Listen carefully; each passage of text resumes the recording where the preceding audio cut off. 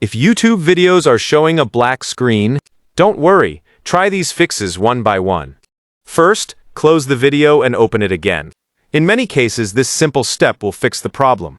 But if multiple YouTube videos are showing a black screen, completely close the YouTube app. Then long press the YouTube icon and tap on App Info.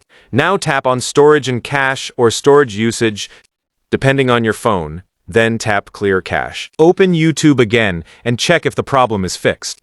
If you're still seeing a black screen, go back to the same settings and tap Clear Data or Clear Storage. Keep in mind that this may sign you out of YouTube, so you'll need to log in to your account again. Next, update YouTube to the latest version. On Android, open the Google Play Store. Search for YouTube and tap Update. On iPhone, open the App Store. Search for YouTube and update the app. Finally, restart your phone and open YouTube again. These steps should fix most YouTube black screen problems.